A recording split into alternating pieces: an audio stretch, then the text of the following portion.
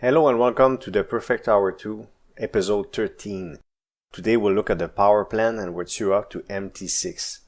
This is a screenshot from an old tutorial made by Buddy Boy. Thank you very much, Buddy Boy, for your help.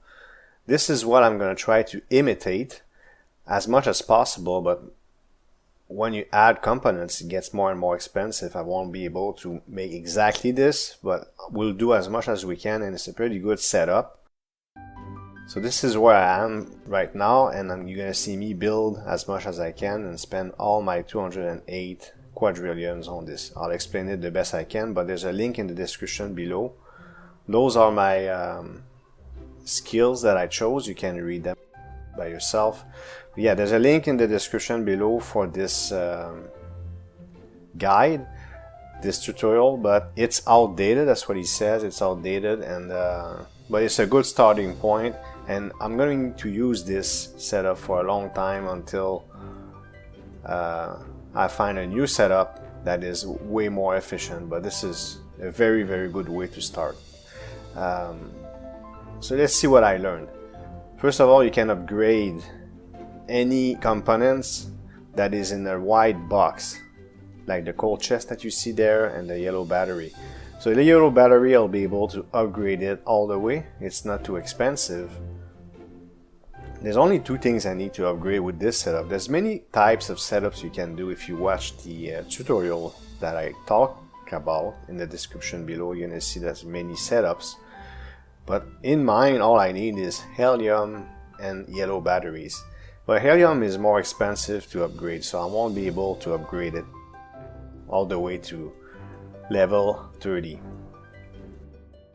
So we'll upgrade it in the hundreds of trillions. Then we're going to start building this thing. Okay, so here I'm trying to click on it, but anything that's with white box around, so helium, uranium box, oil barrel, gas tanks, yellow battery, that's what you can upgrade. The rest you can't. Okay, I'm going to start building this. You can drag and drop, and I'm going to accelerate this over time. So when I add batteries, it adds the maximum power I can accumulate, and when I add this setup with helium tanks and fusion reactors and things like this, that's what generates power, and that power that's being generated is stored into batteries. And I use that stored power to use time boost. Once I'm using time boost, it drains my batteries, and my batteries recharge while I'm using my time boost. So here we're accelerating to times 8, and you can see my money going down. I still call it money. You can see my money going down really quick, and this is as far as I can go. But over time I'm gonna add some more, and eventually I'll fill the grid completely, like the screenshot that I showed you at the beginning. When it comes to time boost, what I'm interested in is only the factory in the mine for now. Later, there might be other things. Here I'm showing that the factory is functioning normally, and I'm going to show the difference while we're into time boost. I wasn't sure how to put the slider. This is explained in the video once again that I'm referring to, but I decided to stay in the middle. Here you can choose what percentage of the power that you have. Say I have 75 million right now. Say if I use 100% of my power, I'm going to use all my power. That's what I'm doing. And I have a 25 and 28 minute boost. And I can assign workers to automate this, which I will do. So I have to do nothing. I don't have to babysit any of this. But because I'm going to tear up, I'm going to have to make sure that I have enough cubes so my workers can replace the helium tanks and reset my time boosts.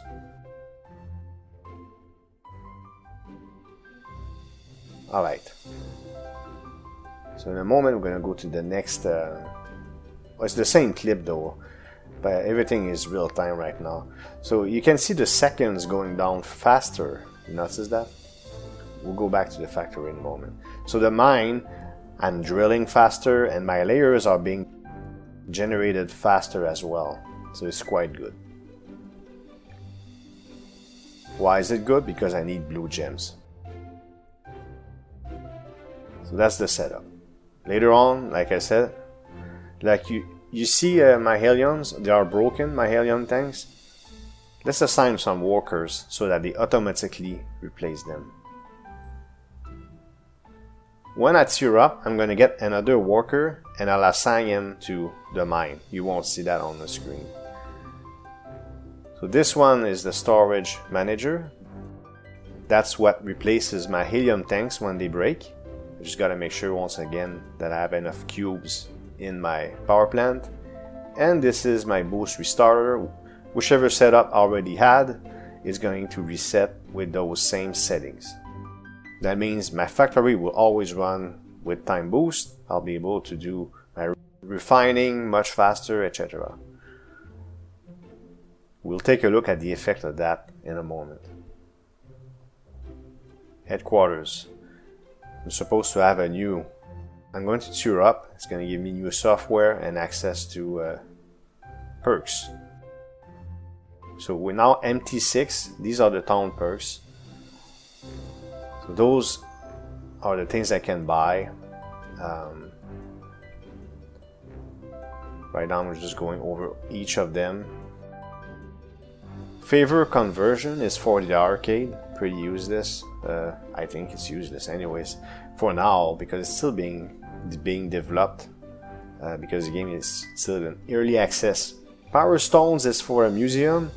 We didn't talk about the museum yet. I did look at the museum a little bit, but I will buy some of the upgrades for Power Stones. We're gonna go ×8 here as I'm choosing what I want to buy for town perks. Here I'm checking that favor conversion is sorry about the corruption here, the video corruption. So total damage, resistance, I'm gonna go processing speed, refining speed, pretty much everything almost, but not favor conversion, not town assets. I'm not sure resource drop is 100% the right decision though, because everything is based on producers, but whatever. I'll figure it out, maybe I'll change it later. So you can see the seconds going down pretty fast. So here, I'm showing this to you because we're gonna make our first Nano Chip. Because everything is much faster, I'll be able to make basic chips. I had a shortage of basic chips since the very beginning, like I talked a little bit about last episode. So in a moment, we're gonna create a bunch of basic chips which will enable me to ultimately make my first Nano Chip. I'll take the opportunity also to create some pink dust. And then once again with the time boost, it makes everything faster, so it's quite nice. But I forgot that I just tiered up, so I don't have enough blocks. And even this is not enough, so I'm gonna have to buy some more. So I just won 100%. Right there, 100%. Now I'll be able to make those. I haven't farmed yet, I didn't do any run yet. Once again, everything is real time so far. I don't think I made any cut yet, did I? Okay, so we're making those and I'm about to create some basic chips. Recipe. Chips, basic chip. I can make 168 and I'm gonna buy 30 more. And that's my solution. It's been a problem so far because I was not able to make enough advanced chip because I was always running out of basic chip. No longer a problem with the new approach I'm taking. I really want those tier 5 producers. I really feel like they're gonna be absolutely necessary and I'm so curious to see how much they give. Please don't tell me in the comment. I want it to be a surprise. Here I'm running, but just put 5,000. I don't know how to call them, but the bars, so I can make more wires, blue wires, for the advanced chips. So those are my high-tech chips. I need 12 for a Nano Chip. So I already have enough to make my first Nano Chip. It's a big event for me. because I've been waiting for a long time to be able to make those, and I need 4 of them. Here's my first nano chip ever made. Here I'm counting, but I do need 12. High tech, I'm good. Here's the first nano chip. Excellent. And let's take a look at what we need for our tier 5 producers once again. I was about to leave, but I wanted to show you that. Tier 5 producer, 4 nano chips, and look at the green stuff. I have them all the circuits, and I said that last episode too. So all I need is 3 more nano chips, and we got our tier 5. Oh wow. Increase the amount of the counter wave momentum increase whenever an enemy is being destroyed by 10% multiplicatively for each completed normal mode. Additionally, increase the wave acceleration factor by 25 whenever an enemy is being destroyed, etc. So I don't know what that means, but whatever it is, I'm gonna buy that. Okay, it's rocket science for me. So this is a very quick setup that I made. I didn't do any run or anything like that. So here I'm just going to do a very quick endless. Reason why I'm gonna do that is just because I want that screen that I always use for the conclusion in every video. But I won't go very far because I didn't upgrade anything. I didn't do any official run yet.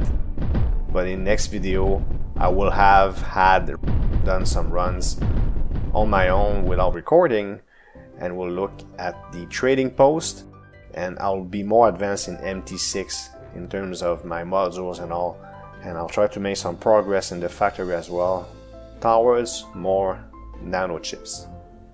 I hope you liked this video. If you did, please hit thumbs up and leave a comment below. If you want to support this channel, you can subscribe and hit the notification bell to make sure you don't miss future videos. Thank you for watching, and see you next time.